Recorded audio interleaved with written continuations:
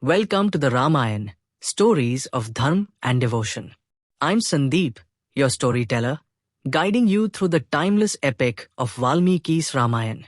Drawing from Valmiki's original text and weaving in stories from diverse Indian traditions, our narration aims to bring you an experience that is both immersive and deeply rooted in this eternal tale. In previous episodes, we accompanied Hanuman on his courageous mission, crossing the vast ocean and infiltrating the heavily fortified kingdom of Lanka in search of Sita. Despite encountering magnificent palaces and facing countless Rakshasas, every step only deepened his frustration, for Sita remained elusive in that perilous realm. Now we arrive at a watershed moment. Deep within the resplendent Ashoka Vatika, Hanuman at last beholds Sita in the flesh. What unfolds next reveals the poignant reality of a life in captivity and the unyielding spirit that still shines amid desolation. Join me as we explore how, in this critical moment, Hanuman finally meets Sita and speaks to her, offering confidence and hope, a message of unwavering devotion and the promise of liberation that will light the way to her rescue. Hidden among the dense branches of the nearby tree, Hanuman's eyes remained fixed on the grief-stricken Sita. He had heard every word she had spoken, her anguished cries, her longing for Ram, her reflections on her fate, her attempted resolve to end her life, and finally, the signs from the gods that had gently stayed her hand. The Vanar warrior, brave and wise, felt a storm rise within him. Emotions rushed through his heart: sorrow, helplessness, deep compassion. And yet a renewed determination surged up stronger than ever. Here was Sita, the very Sita for whom Ram and Lakshman had crossed forest and mountain, the one whom all the Vanars had been searching for across lands and seas. And she was here alive, yet on the edge of despair. Hanuman's thoughts stumbled, a whirlwind of careful reasoning and raw feeling. He thought, she is alone, surrounded by ogresses, tormented day and night by the shadow of Ravan's threat. If I do not speak to her now and offer her hope, she may not live to see the light of another day. But if I reveal myself too suddenly or speak the wrong way, I might terrify her, and the opportunity would be lost. He weighed the risks and continued with his thoughts. If I speak in Sanskrit, the refined tongue of the twice-born, she may believe me to be Ravan in disguise. And what woman, tormented for months, would not recoil at such a fear? But if I speak in simple, gentle words, if I begin with praise of Ram, her heart's Lord, then perhaps her heart will recognize the truth before her mind even dares to believe it. Still, Hanuman thought of the consequences. If I err even slightly, if she screams or calls the ogresses in fear, I may be forced into battle. My task will be lost. I may be captured. Or worse, Devi Sita may be harmed in the chaos. Then what face could I show to Ram, who entrusted me with this sacred mission? He thought of Sugriv, of the countless Vanas who had dared to hope because Hanuman had led the charge. If I fail here, everything, our crossing of the ocean, the risks we took, Ram's trust, will be in vain. Who else can leap across the sea and return with this message of hope? No one. So Hanuman, ever the wise and resolute, took a deep breath and steadied his heart. Yes, he thought, I will speak. I will begin with words of dharma and virtue. I will eulogize Ram, his glory, his strength, his compassion. Her heart will recognize his story in my voice, and her mind will follow. And so, carefully perched among the leaves, his golden form still hidden from sight, Hanuman prepared to speak, not as a warrior, not as a spy, but as a messenger of hope. With a voice soft and sweet like a temple bell at dawn, he began to speak the name that Sita had yearned to hear again, O daughter of great Janak, whose love for Ram shines like the sun in a stormy sky. Listen now to the tale of the scion of Ikshvaku, Ram, the virtuous one, beloved by gods and men alike. Thus, Hanuman's voice floated down through the rustling leaves, not to startle, but to soothe, not to alarm, but to awaken hope. It was the beginning of a sacred connection between a despairing queen and the messenger of her lord, and it would change the course of the war to come. Startled yet drawn in by the voice echoing from above, Sita's tear-soaked eyes searched the grove. For a moment, she thought her mind was deceiving her again. Perhaps it was another cruel trick played by Ravan. But no, this voice was unlike any she had heard in Lanka. It spoke of Ram with reverence, with tenderness, with the warmth of truth. And then, from amidst the leaves of the nearby tree, she saw him, a Vanar, radiant and gentle-eyed, unlike the ogre forms that had surrounded her for months. His golden body glowed softly in the morning light.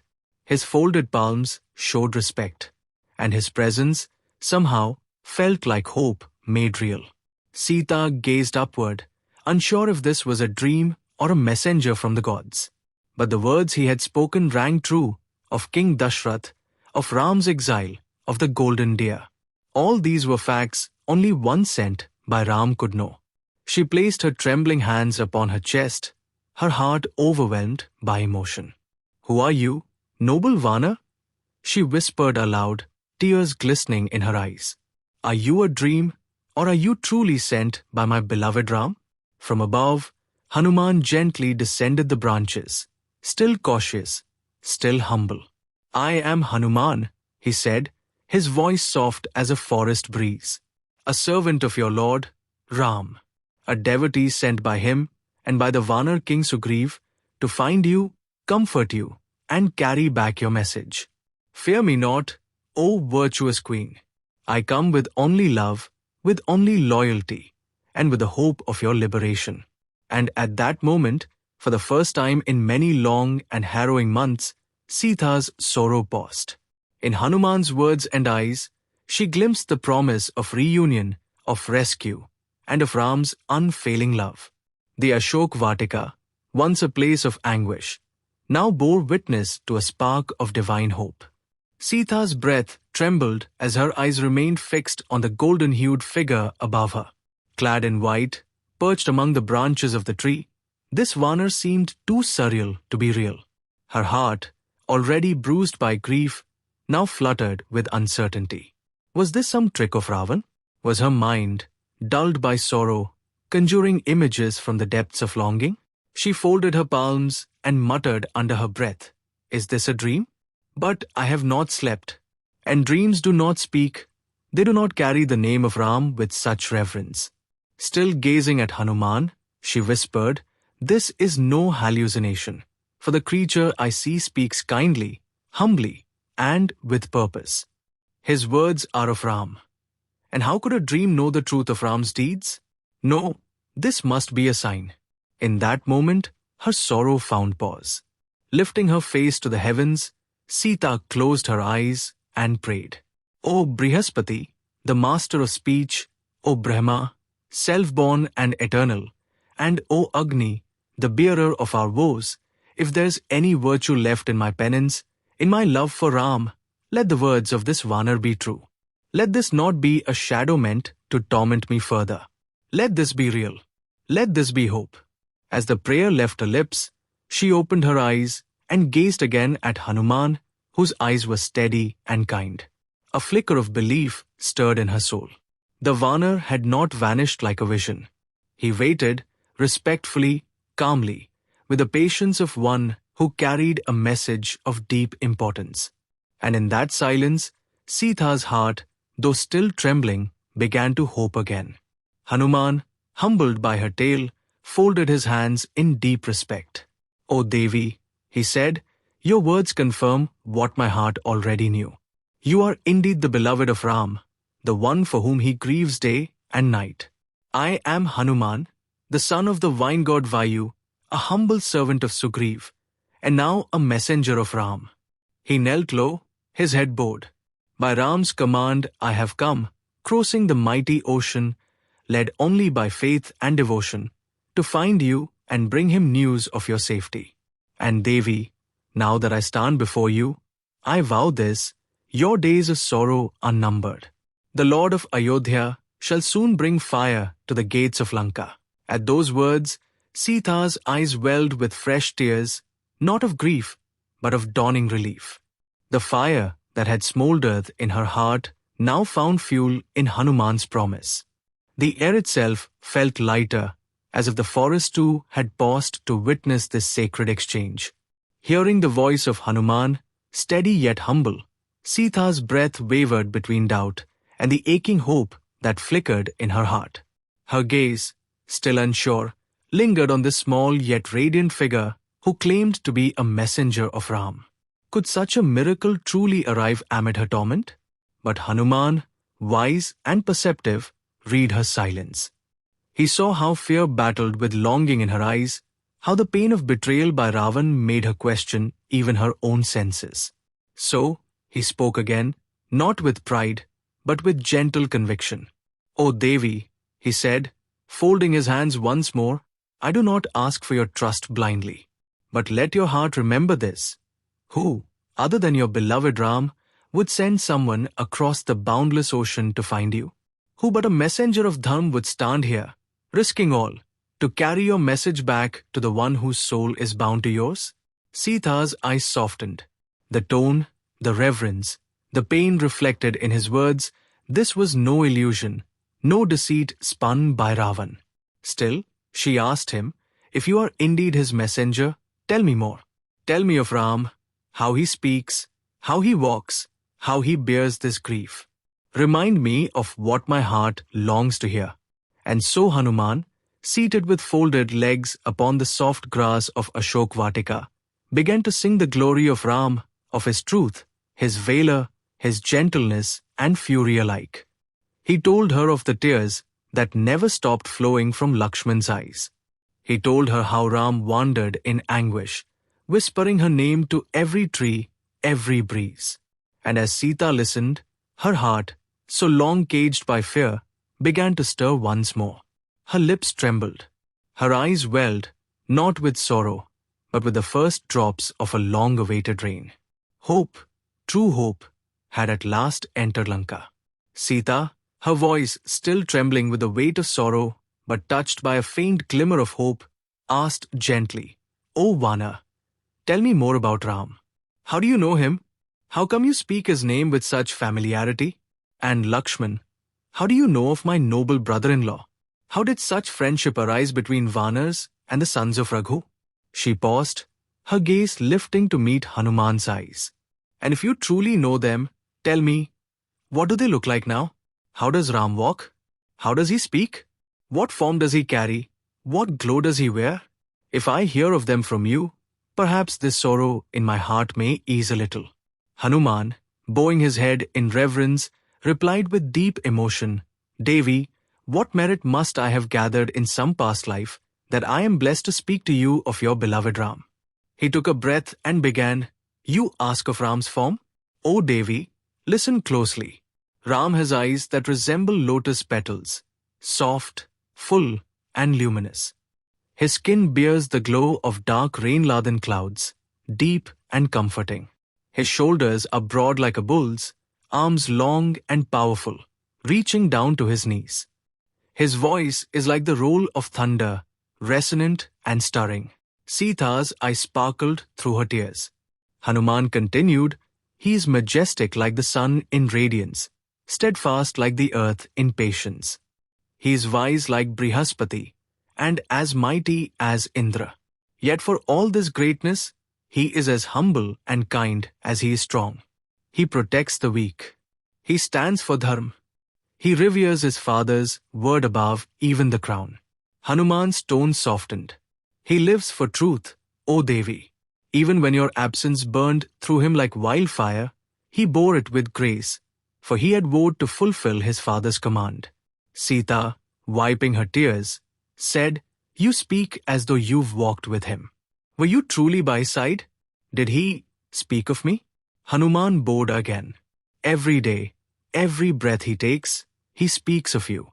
Your name rests on his lips like a sacred mantra. He and Lakshman wandered far and wide, searching the earth, and it was during this time they met Sugriv, the exiled king of the Vanas. I, Hanuman said, smiling gently, am Sugriv's minister. It was I who approached Ram and Lakshman. I saw them, weary but dignified, dressed in bark, bows in hand, but eyes filled with fire. I disguised myself as a forest dweller, but Ram saw through it with ease and grace. From the moment we met, Ram treated me with the affection of a brother. I carried him and Lakshman on my back to Sugriv. There, a great friendship blossomed. Ram vowed to slay Bali, Sugriv's tyrant brother, and in return Sugriv promised to aid him in the search for you. Sita nodded slowly, her voice a whisper, so that day in the forest. The garlands, the jewels I threw down. Hanuman replied, we found them. I placed them before Ram. And Devi, when he held them, he wept. He fell to the ground, overcome. Lakshman and I had to lift him. Even then, he would not let go of the anklet that had once grazed your foot. Sita's face turned pale with emotion, her breath caught in her throat. Hanuman continued, we sent search parties across the world. I came southward, across the ocean. When all hope seemed lost, the great vulture Sampti, Jatayu's noble brother, told us of your presence here in Lanka. I crossed the ocean, entered this city in the dark of night, evaded demons and their shadows, and at last, by the grace of the gods, I found you. Sita's eyes welled with tears. Jatayu, she whispered, her voice trembling with emotion. That noble soul gave his life for me. He fought Ravan with all his might, an old bird standing alone against a tyrant, and fell wounded beyond help. May his soul find peace in the highest realms, for he upheld Dham when all others turned away. Then she looked up at Hanuman, her gaze filled with gratitude. And you? Who are you, O brave Vana, with such strength and devotion? Hanuman folded his hands. I am Hanuman, son of Kesari, and born by the grace of Vayu, the vine god. My mother is Anjana. I am blessed with strength and movement like the wind. I am Sugriv's trusted minister and now Ram's most devoted messenger. A stillness filled the air. Hanuman's voice grew softer, yet full of resolve. I come bearing his hope and his love, and I swear to you, O Devi, soon the skies of Lanka shall thunder with the might of Vanas. Ram will come, and when he does, even Yam shall not protect Ravan from his wrath. Sita's body trembled with the tide of relief that swept through her. She placed her hand to her chest and said with a trembling smile, if your words are true, O Hanuman, then you are not just a messenger. You are the first blossom of spring after a long, cruel winter. She closed her eyes and whispered, Jai Shri Ram.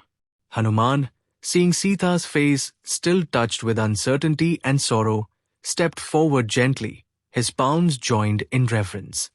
He said in a humble voice, Devi, your grief is not unknown to Ram. I bring you not only his words, but this. He reached into the fold of his cloth and drew out a small, radiant object, a signet ring, engraved with the name of Ram, shining with the glow of both gold and memory. I bring you this ring, said Hanuman softly, sent by Ram himself, your lord, your beloved.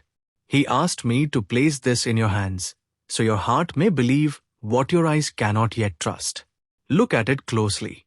His touch lingers on it. Sita, her eyes widening, took the ring in her trembling hands. The moment she beheld it, her grief-stricken face lit up like the moon emerging from behind thick clouds. Tears streamed down her cheeks, not of sorrow, but of joy. She pressed the ring to her forehead. O Hanuman, she whispered, this is the very ring that rested on his finger, one I tied many garlands over in the days of Ayodhya. This is no illusion.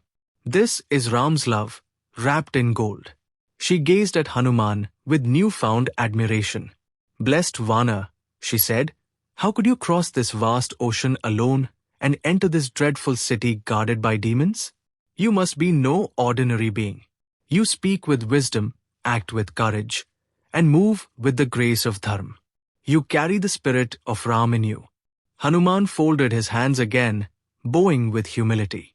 Devi, it is your virtue and Ram's love that carried me across the ocean, not my strength. Sita's voice quivered with emotion. Tell me, O Hanuman, why has Ram not scorched Lanka yet with his arrows, burning away my prison and freeing me with his own hands? Why does the earth still spin with Ravan's wickedness alive on it? Hanuman responded gently, because Ram does not yet know where you are. But now, he will. I will return to him and tell him everything I've seen, your steadfastness, your purity, your suffering. Sita closed her eyes for a moment. Hanuman, will Ram truly come for me? Will Lakshman, who vowed never to sleep until I'm found, cross the sea? Will Bharat, my brother-in-law, who lives in the forest for Ram's sake, still guard his sandals upon the throne? Hanuman said, Devi, not just Ram and Lakshman. Sugriv, king of the Vanas, has sworn an oath to bring every monkey under the sun to the battlefield. Their tusks and claws are their weapons, their strength is their shield, and their coys is your freedom. You will soon see the golden banner of Ram fluttering over Lanka sky. Sita smiled faintly, yet her voice was still uncertain. Hanuman, Ram is tender-hearted. He knows joy better than sorrow. I fear this pain might break him. Hanuman shook his head firmly. No, Devi. Ram suffers, but he does not falter. He endures this pain because of his love for you. He speaks only of you. Every flower, every breeze, every bird he sees, he speaks to them as though they carry your spirit. His lips whisper only one name, Sita. Sita. Sita's hand trembled as she clutched the ring to her chest. Does he suffer truly, as I do here? Hanuman's voice softened, like the wind through tender leaves. More than you can imagine. When I showed him the ornaments you dropped from the Pushpak Viman when you were taken, he held them to his heart and collapsed in sorrow. He cried for you like a child cry for its mother. Sita's eyes overflowed again, and she said with a faltering voice, Then let the stars bear witness to my prayer. May Ram come soon. May this cruel Ravan fall. May Lanka know the roar of Dharma. Hanuman nodded, a divine fire in his eyes. He will come, O daughter of great Janak. Ram will cross this ocean with a bridge of faith and fire. He will tear through the armies of darkness. The forests will resound with his arrows. And in the heart of this very city, you will once more be held in the arms of your beloved. Sita, overwhelmed, could barely speak. She looked to the skies and whispered, If you are the wind's son, then may the wind carry my love to Ram. Tell him, Hanuman, I am alive only for him. Hanuman bowed deeply. I will, Devi.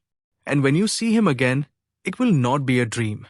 It will be your dharma, fulfilled. Sita, holding the signet ring close to her heart, her fingers trembling with emotion, looked at Hanuman with tear-filled eyes. Hanuman, she whispered, your words of Ram's sorrow. They fill me with both joy and pain. Joy, because I now know that his heart still burns for me. And pain, because I cannot bear the thought of him suffering so deeply. Your words are like nectar laced with poison. She paused and said, Truly, Hanuman, destiny is a strange tide. It lifts even the undeserving high into fortune and pulls the virtuous into unfathomable misery. Look at Ram, the protector of Dharma, the light of Ayodhya, and look at me. We are both tossed about by the waves of fate, as helpless as driftwood. Hanuman folded his hands. Devi, I understand your pain. But now that I have found you, the time for grief is ending. I promise you, Ram will come. He will cross the sea. He will burn Lanka if he must. Sita looked up suddenly, a flicker of urgency in her voice. Hanuman, Ravan gave me just 1 year to live. 10 months have passed, only to remain. You must tell Ram to hurry. Tell him his Sita waits, but her time runs short. Hanuman nodded solemnly. He will not delay. He will come with an army of monkeys, of bears, of kings who owe him their lives. Sita continued, her voice steadier now. Even Vibhishan, Ravan's noble brother, pleads with him daily to return me to Ram. But the demon is deaf to all reason. Destiny has already pulled the noose tight around his neck. He will not escape Ram's wrath. She looked at Hanuman again, this time with trust shining in her eyes. And you, Hanuman, you are his hope in motion. You came across the ocean, through Ravan's gates, alone. That tells me all I need to know. Moved by her words, Hanuman's eyes gleamed. He gently said, Devi, if waiting even another day brings you pain, then come with me now. Climb on my back. I will carry you across the sea, like the fire god Agni carries oblations to the heavens. You will see Ram and Lakshman today, alive, strong, and yearning for your embrace. Sita's eyes widened in awe. But you are small in form, Hanuman. How could you possibly bear my weight across such a vast sea? Hanuman smiled softly, then stepped back and grew, his body swelling like a rising mountain, his limbs blazing like golden pillars, his chest wide as a thundercloud. In his colossal form, Hanuman's voice boomed gently, O princes of Mithila! I can lift this entire city of Lanka, its palaces, forests, and Ravan himself, and still not tire. Carrying you is like a breeze to me. Sita gasped, astonished, her palms pressed together. O mighty one, you are not just a Vana. You are the blessed son of the wind himself. There is nothing you cannot do. But I cannot come with you, Hanuman. Not because I doubt your strength, but because it is not dharma. Hanuman shrunk back to his natural form and listened with quiet reverence as Sita explained. If I fall from your back in midair, the sea below will not spare me. Even the sharks and monsters will tear me apart before you can turn back. Or worse, Ravan's minions might seize me again in battle. I cannot allow such a risk, not to your mission, and not to my honor. Hanuman bowed slightly. Devi, you speak with the wisdom of sages. I understand. Sita continued, but more than that, Hanuman. My vow of devotion to Ram does not allow me to touch another man. Even in escape, I cannot let myself ride on your back, however noble your intent. If Ram rescues me, it must be by his own hands. That will be my honor and his. Tears welled in her eyes again. Tell him, Hanuman. Tell my lord that I am alive. Tell him I wait, I pray, and I breathe only for him. Let him come to me with Lakshman, with your army, and let him burn this wicked city to the ground. Then let him hold me. She paused, her voice trembling. Only then will my heart find peace. Hanuman's chest swelled with devotion and pride. As you command, Devi, I shall return to Ram at once, and I shall carry your message like a flame in my soul. Lanka will tremble beneath his arrows. And soon, very soon, you will see your Ram again. Sita folded her hands, her voice now calm and full of trust. Go, Hanuman. May the wind that bore you into Lanka now carry you back swifter than thought. Tell Ram that his Sita waits. Hanuman, hearing Sita's heartfelt words and deep yearning for Ram, stepped forward with folded palms and said with quiet devotion, O Devi Sita, if you could give me a token of remembrance, something that Ram alone would recognize, it will ease his heart beyond all doubt. Let this token speak to him of your unwavering love, of our meeting here in Lanka. Sita looked at Hanuman with tenderness and resolve. O Hanuman, she said softly, I shall tell you something, an event from long ago, which only Ram and I would remember. When we were living in the hermitage at Chitrakoot, a crow once attacked me while I was resting on Ram's lap. It struck at my breast with its beak, and blood began to flow. I cried out in pain. Ram awoke in that instant, startled and furious. Her voice trembled slightly as she continued. Taking a blade of grass, Ram infused it with the power of Brahmastra and sent it flying toward the crow, who was none other than the son of Indra. Terrified, the crow fled across the skies, from earth to heaven, but none gave him refuge. In the end, he returned to Ram and surrendered himself. Ram forgave him, but to honor the weapon, he took one eye from the crow. Sita turned her gaze back to Hanuman. Tell Ram this story, Hanuman. He will know it to be true, for no one else has heard it from my lips. And give him this, she gently took the shining jewel from the knot of her hair and placed it in Hanuman's hands, my head ornament. Ram will recognize it. Tell him I held onto it as my last memory of him through every torment. Hanuman held the ornament with both hands, his eyes glistening. I shall give it to him with your words, O Devi, he said, bowing deeply. Then Sita added with urgency, convey my salutations to Ram, to Lakshman, and to Sugriv, the Lord of the Vanas. Tell them I still live, but not for long. The 10th month has begun. Only 2 months remain of the time Ravan gave me. And even if he does not kill me, when that time ends, I will not live another month beyond it. My soul cannot bear such sorrow. Hanuman looked up at her. I will go at once, O Devi. I shall fly as swift as the wind and deliver your words and this token. Ram and Lakshman will come, this I swear. But Sita, her face troubled, asked hesitantly, O Hanuman, is it truly possible? Will Ram be able to cross this vast ocean? Can Lakshman and the army of monkeys and bears reach me in time? This sea is immeasurable. How can they come to Lanka?